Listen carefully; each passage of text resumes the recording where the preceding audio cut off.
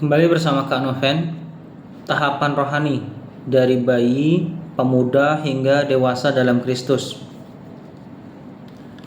Ini Kak Noven pikirkan berkali-kali dan sering Kak Noven renungkan sehingga muncullah pemahaman seperti ini ya.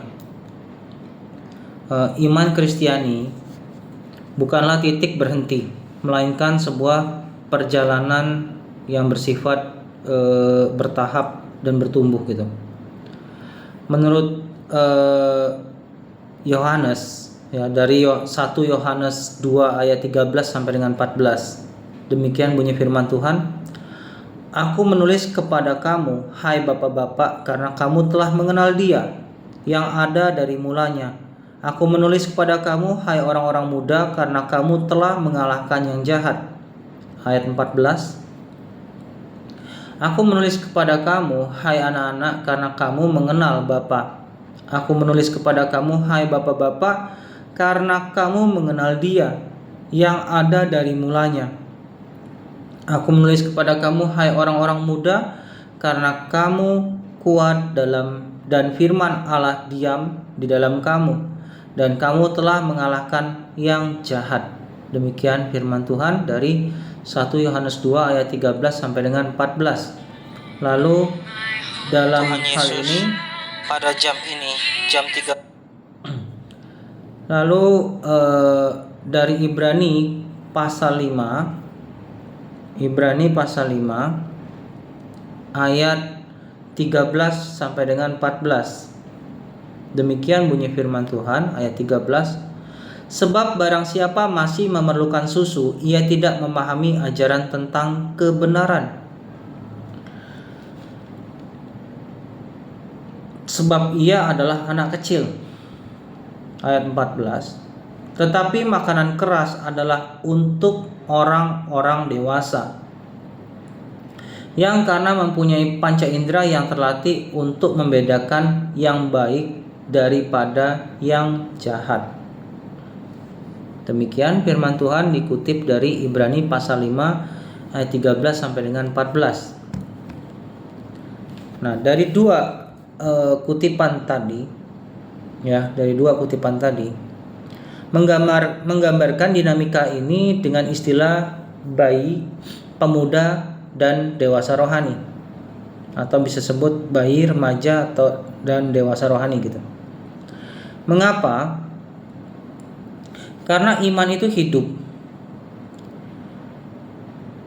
Iman itu memiliki tahapan awal, masa transisi, hingga kematangan.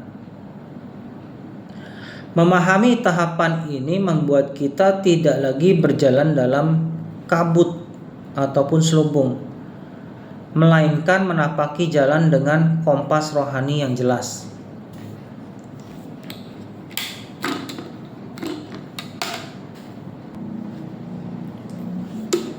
Satu, memahami proses pertumbuhan dari subjektif menuju ke objektif. Banyak orang berkata, saya merasa lebih dekat dengan Tuhan. Namun, perasaan itu sering kabur dan berubah-ubah. Dengan kerangka tahapan rohani, pertumbuhan iman menjadi terukur dan nyata. Bisa kita mengerti lebih jelas, kira-kira seperti itu. Mengapa itu penting? Mengapa itu penting? Karena tanpa tolak ukur yang jelas, orang itu mudah frustasi. Misalnya seorang bayi rohani bisa merasa gagal karena belum memahami doktrin yang mendalam. Padahal justru itu tanda wajar dari tahapannya. Dengan memahami tahapan yang ada, seseorang bisa berkata, dulu saya mudah goyah oleh ajaran sesat. Sekarang saya mulai bisa membedakan. Itulah pergeseran dari subjektif menuju ke objektif, menuju yang lebih jelas gitu loh. Jadi kayak pemahaman doktrin-doktrin keselamatan, pengampunan dosa, penebusan, belas kasih, anugerah itu harus dikonsumsi saat masih bayi rohani. Yang cilakanya tidak pernah konsumsi itu dengan jelas, lalu merasa dewasa rohani, lalu mengajar dengan konsep yang salah. Itu sungguh-sungguh sebenarnya mengerikan ya. Yang kedua, menghindari stagnasi. Pertumbuhan melalui tantangan. Tanpa visi, orang percaya akan stagnan. Tahapan rohani memberi rasa, arah, dan tujuan. Bayangkan seperti permainan atau pendidikan. Setelah menyelesaikan level dasar, beginnernya gitu, misalnya mengerti pengampunan dosa tadi, ya, ada motivasi untuk naik level yang berikutnya. Misalnya apa? Melayani di gereja, di institusi, ataupun dimanapun itu, dan juga masuk ke level memuridkan. Ini menciptakan motivasi intrinsik. Pertumbuhan bukan karena terpaksa, melainkan karena tantangan itu sendiri memanggil kita untuk maju. Mengapa? Karena iman yang tidak ditantang akan mati pelan-pelan dalam kenyamanan. Kak Noven long time ago pernah mendapatkan ilustrasi yang bagus ya. Ikan yang hidup adalah ikan yang bisa melawan arus. Anggaplah arus itu adalah tantangan, sehingga iman yang hidup adalah iman yang bisa menghadapi tantangan. Jelas ya di sini ya. Yang ketiga,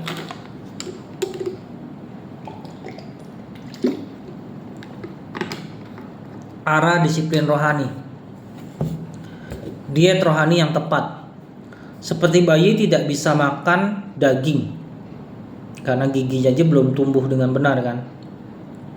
Demikian juga iman. Bayi rohani ya, seperti yang tertulis pada Ibrani 5 ayat 13 tadi. Kak Noven kembali ulangin bacanya. Sebab barang siapa masih memerlukan susu, ia tidak memahami ajaran tentang kebenaran, sebab ia adalah anak kecil. Dasar iman ya, bayi rohani itu butuh susu. Dasar iman kasih Allah, pengampunan dosa, dan doa yang sederhana. Gak mungkin kan masih bayi rohani sudah diajarin doa warfare gitu, aneh kan. Lalu pemuda rohani bisa kita lihat dari 1 Yohanes pasal 2, 1 Yohanes pasal 2 ayat 13 dan 14 yang tadi ya. Kembali Kak Noven bacakan. Aku menulis kepada kamu hai bapak-bapak, karena kamu telah mengenal Dia yang ada dari mulanya. Aku menulis kepada kamu hai orang-orang muda, karena kamu telah mengalahkan yang jahat. Ayat 14, aku menulis kepada kamu hai anak-anak, karena kamu mengenal Bapa. Aku menulis kepada kamu hai bapak-bapak, karena kamu mengenal Dia yang ada dari mulanya. Aku menulis kepada kamu hai orang-orang muda, karena kamu kuat dan firman Allah diam di dalam kamu, dan kamu telah mengalahkan yang jahat. Demikian bunyi firman Tuhan yang dikutip dari 1 Yohanes 2 ayat 13 sampai dengan 14. Tadi 1 bayi rohani, kedua adalah pemuda rohani. Ya. Pemuda rohani itu butuh makanan padat, doktrin yang mendalam, apologetika, pelayanan praktis. Itu konsumsinya dari pemuda rohani. Lalu dewasa rohani, seperti yang tadi sudah Kak Noven bacakan pada Ibrani pasal 5 ayat 14, bisa menggunakan makanan padat, di mana di sini maksudnya membedakan baik buruk dalam kompleksitas hidup. Jadi dalam baik dan buruk itu pasti ada spektrumnya. Terus mampu memimpin, juga memuridkan. Mengapa? Karena makanan yang salah di tahapan yang salah berbahaya. Masih bayi rohani makan daging, apa yang terjadi? Bisa kesendak. Ya. Dewasa rohani hanya minum susu ya nggak kenyang. dia mungkin sudah levelnya makan steak gitu ya. Jadi harus disesuaikan dengan tingkatannya, makanannya harus disesuaikan dengan tingkatannya. Yang keempat, akuntabilitas komunitas. Gereja, di mana gereja ini sebagai keluarga. Tahapan rohani hanya bisa berkembang dalam konteks tubuh Kristus. Bayi perlu diadopsi dan diarahkan oleh mentor. Pemuda perlu tantangan dan akuntabilitas agar tidak tersesat dalam kesombongan. Dewasa perlu dipercaya untuk memimpin dan melahirkan generasi baru. Mengapa? Karena iman bukan proyek soliter. Gereja sehat adalah ekosistem di mana setiap tahapan bertemu dan saling melengkapi. Paham ya sampai sini? Yang kelima, waspada terhadap jebakan rohani.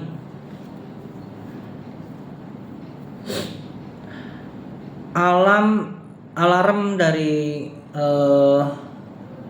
warning ataupun alarm dini dalam perjalanan kita itu perlu kita pahami. Setiap tahap pasti memiliki tantangan atau bisa disebut biar gampang ingat, punya penyakitnya sendirilah. Bayi misalnya rawan ajaran sesat dan antinomianisme, atau istilah kata bahasa simpelnya adalah meremehkan kekudusan. Ya, jadi kadang-kadang bayi rohani itu mengerti sesuatu tuh berdasarkan asumsinya yang belum tentu dasarnya dari Alkitab. Jadi berdasarkan apa yang dia dengar, mungkin tanpa dia pilah, tanpa dia selami, dia langsung main percaya. Nah, itu bahayanya dalam hal bayi rohani. Pemuda, penyakitnya apa? Rawan legalisme dan kebanggaan rohani. Misalnya, oh saya sudah jadi leader ini, leader itu, berarti rohani saya sudah bertumbuh gitu. Nah, itu karena aktif di gereja berarti otomatis bertumbuh dalam Tuhan. Ya, itu juga bahaya ya. Pemuda itu penyakitnya adalah rawan legalisme dan kebanggaan rohani. Dewasa, penyakitnya apa? Rawan burnout dan kekakuan doktrinal, terlalu kaku sehingga sulit bagi yang sudah dewasa beradaptasi dengan yang muda ataupun bayi kalau dia tidak mau belajar atau punya fixed mindset dan close minded. Itu berbahaya sebagai orang yang dewasa rohani. Mengapa harus tahu ya? Karena musuh bekerja paling efektif dengan menyerang kelemahan yang khas di setiap tahapan.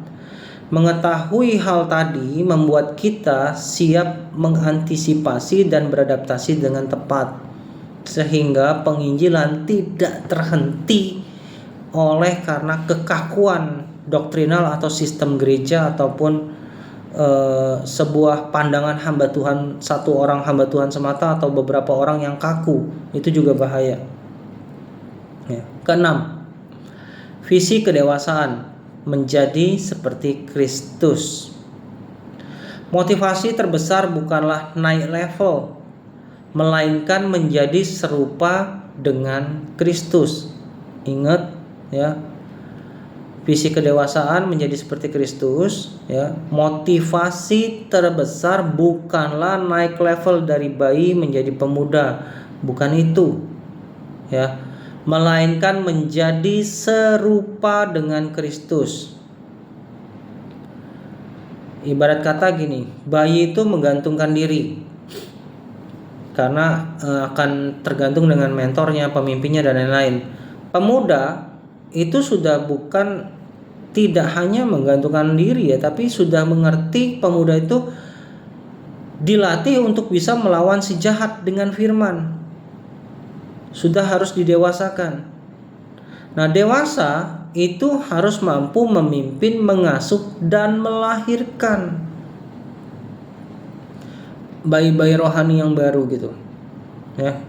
Jadi bukan berarti sebagai orang dewasa tidak bisa memimpin, jadi tetap bayi rohani. 10-20 tahun tetap bayi rohani. Itu namanya mencetak orang-orang yang gimana ya? Bayangin kalau anak-anak yang kita bina 3 tahun yang lalu cuman bisa 1+1, 3 tahun ke depannya masih tetap bisa 1+1, tidak mengerti 10x3 atau 9x7, itu sebenarnya mengerikan kan.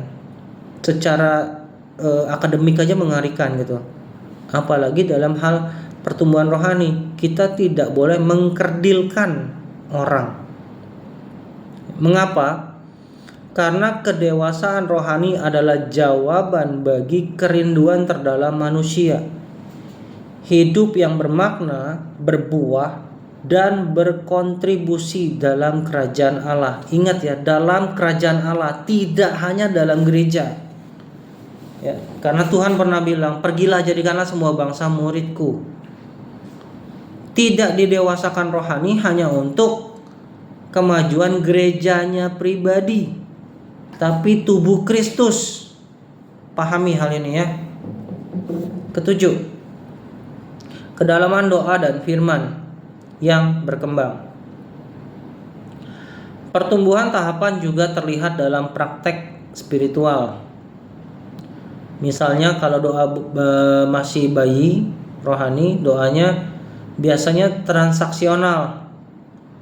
Tuhan tolong aku, Tuhan kalau aku dikasih ini nanti aku begini. Nah itu doanya masih kayak kalau Tuhan beri aku melakukan itu. Oke lah kalau masih bayi rohani, kita ngertiin ya. Tapi kalau masih sudah dewasa masih doanya seperti itu, yaitu problem ya. Lalu kalau doanya level pemuda misalnya seperti ini, relasional dan sifatnya juga peperangan rohani. Jadi cara doanya mungkin seperti ini. Ajarkan aku kehendakmu, lindungi aku.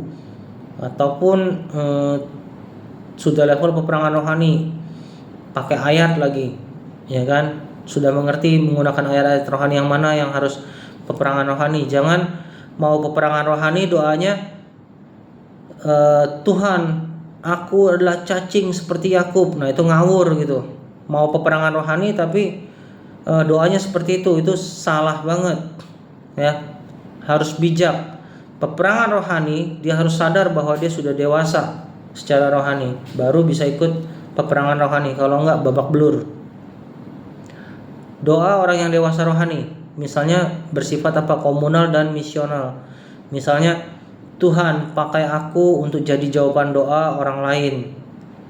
Atau Tuhan perbesar kapasitasku untuk aku bisa melayani tubuh Kristus. Nah, itu tipe-tipe doanya ya. Mengapa? Karena iman sejati bukan hanya bicara apa yang saya terima, tetapi apa yang saya bagi dan hidupi. Kedelapan, konsumen ke kontributor. Menghasilkan apa ini poin di sini? Yaitu buah yang nyata. Menghasilkan buah yang nyata. Pertumbuhan rohani menuntun dan menerima sehingga mampu memberi. Misalnya kalau dalam bayi cenderung menerima pelayanan, maunya dilayani terus, it's okay. Karena apa? Masih bayi rohani. Kalau pemuda terlibat pelayanan yang fungsional, ya. Bagaimana kalau dewasa rohani? Melayani secara transformasional. Ya, pelayanannya bersifat transformasi, mentransformasi, memuridkan, membimbing, mengubah kehidupan orang lain menuju ke karakter Kristus. Mengapa? Karena buah sejati iman adalah reproduksi rohani. Kedewasaan tidak hanya berhenti pada kita, tetapi terus bermultiplikasi atau berlipat ganda. kembali menghasilkan bayi rohani, ya kan, mencetak bayi-bayi rohani yang baru, mendewasakannya menjadi pemuda rohani, lalu menciptakan lagi orang-orang yang dewasa rohani yang baru, mengarahkan sampai ke level sana. Nah, kesimpulan, ya, tahapan rohani itu adalah perjalanan yang direncanakan dan disengaja. Walaupun pertumbuhan itu daripada Allah, tetapi yang menanam dan menyiram, Paulus yang menanam dan Apolos yang menyiram, itu penting, nggak bisa diabaikan, ya kan. Nggak bisa doanya gini, Tuhan ini aku, utuslah dia, kan nggak bisa gitu ya. Doanya, Tuhan pakai aku, utuslah aku, itu yang benar. Tahapan rohani adalah ajakan untuk meninggalkan iman yang pasif. Dengan sadar di mana kita berada, kita bisa. Satu, dengan sadar di mana kita berada, kita bisa apa? Satu, mencegah frustasi. Karena setiap tahapan ada prosesnya, ada tantangannya, ada penyakitnya sendiri. Kedua, terhindar dari stagnasi, karena selalu ada next levelnya dalam pertumbuhan rohani, ya. Dalam pengalaman Kak Noven pun, misalnya kita sudah sabar di level ini, tetapi kalau Tuhan mau mendewasakan kita dalam kesabaran tertentu, maka kita akan dibawa ke level next yang akan lebih mampu membuat kita sadar, oh ternyata level kesabaranku di sini ya, di level ini ya. Berikutnya adalah mau ke level yang berikutnya gitu. Ternyata Tuhan bisa mau mentransformasi kita dengan jelas gitu loh. Makanya perlu doa, selidiki aku. Ya. Ketiga, mengantisipasi jebakan, karena tiap tahapan selalu ada bahayanya, jebakan-jebakannya. Keempat, berkolaborasilah dengan Roh Kudus untuk mencapai kematangan dan kedewasaan dalam Kristus yang utuh. Iman sejati adalah iman yang bertumbuh. Seperti tadi kan Alvin sudah kasih ilustrasi, ikan yang hidup adalah ikan yang mampu melawan arus. Iman yang hidup pun iman yang mampu menghadapi tantangan.